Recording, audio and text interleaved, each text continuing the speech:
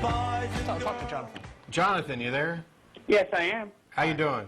I'm doing great. It's good to talk to you guys. Today's the first day I'm actually watching y'all's show, and first off, I wanted to say that really, really appreciate it. I'm not myself an atheist, but I love how calm and, you know, just the honesty that you approach every single caller that you have come in. You're not trying to, you know, get anyone mad at you or anything like that. You're just there to give information. Now, see, that's an exaggeration. I appreciate it, but I do get irritated and snippy on occasion, so it's not every caller. This is why we have our, you know, calming Buddhist cow here. Yeah, he just it's a very look here. He can sit on your shoulder for a while, and you're just going to be mellow now for the next 5 minutes or so at least. Yeah. I just had a quick thing. The last caller that mentioned Zeno's paradox and said that he was basically that he was fundamentally wrong with his math, and there was actually movements in Greece that were firmly against zero. Huh. I didn't know that.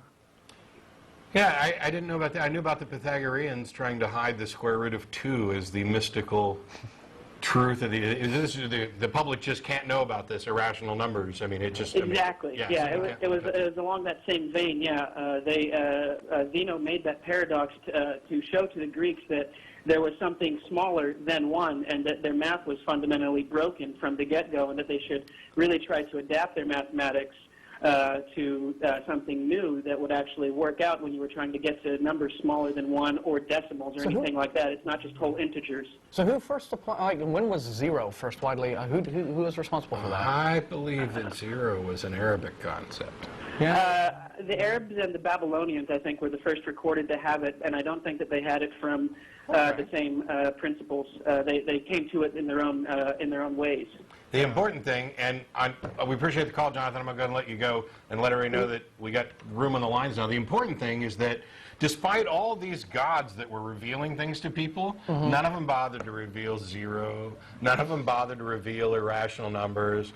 None of them bothered to explain these conceptual paradoxes. None of them bothered to explain about the speed of light. This is all stuff that we had to kind of figure out. People had to figure those sorts of things. None of them bothered to explain about, you know, viruses and bacteria causing diseases. This is why I always really have a good chuckle whenever I hear, you know, say, evangelicals on the Christian television networks talk about how, well, you know, if you look at the Bible, all modern science is in there, and it has been for. And it's like, well, you know, if people weren't applying it, what good was it?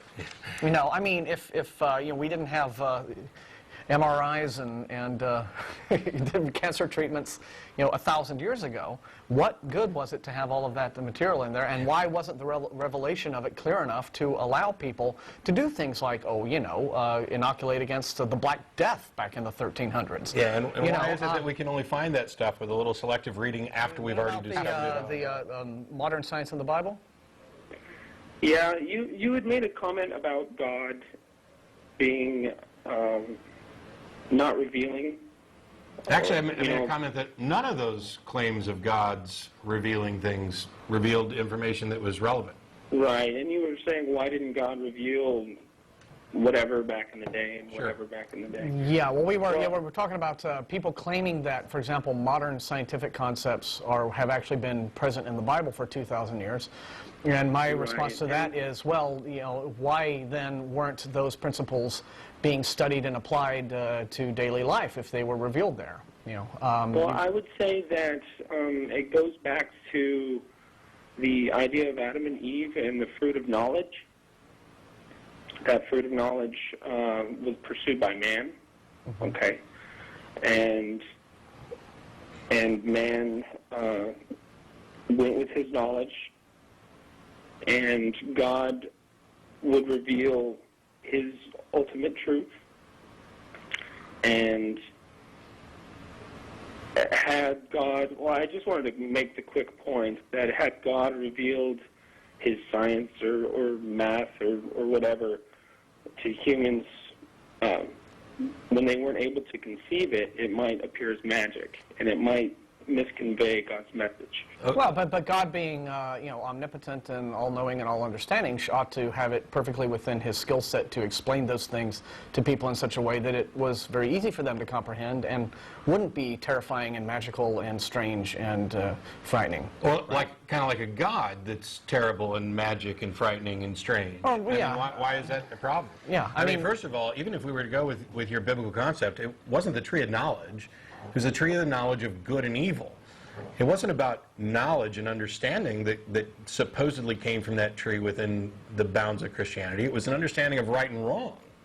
So, I mean, the tree thing, I mean, doesn't even address the issue. But if the concern is that if God were to reveal something to people who weren't quite ready to understand it, well, why didn't God make them able to understand it?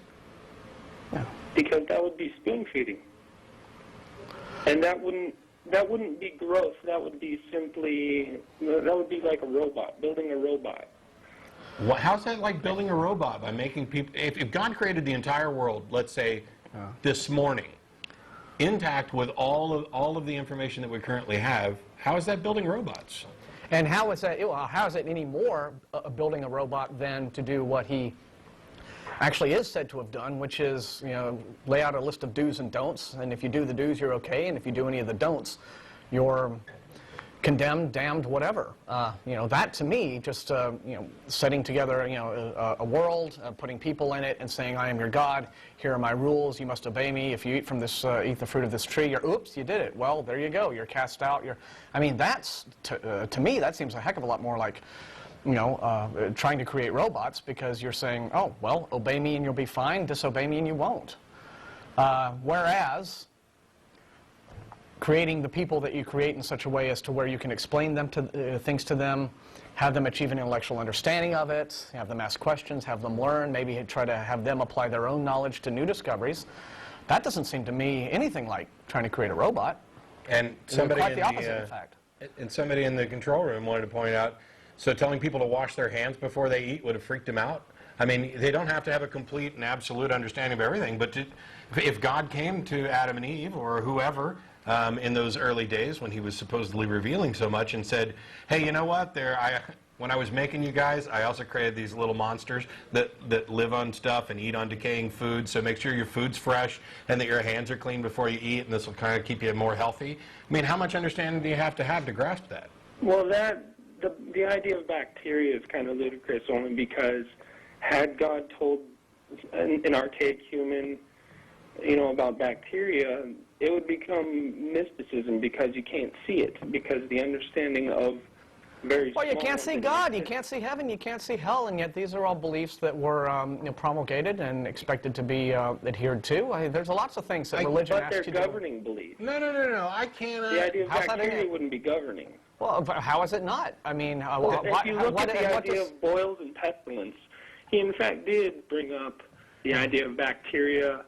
With the idea of boils, you'll be stricken with boils. He didn't say they were made of little tiny organisms, but he said don't do this, otherwise you'll be stricken with boils. Well, then why is it okay to insist that people believe in the unseen and the unknowable and the unprovable if they're governing beliefs, as opposed to if they're it not being okay if they're not governing beliefs? I don't get the distinction there, or that that has any bearing on anything. The misconception you guys are coming from is that God came down and wrote the Bible with his own mighty hand. No, actually, we don't believe in a God at all. You're saying that. With your argument, you're saying that.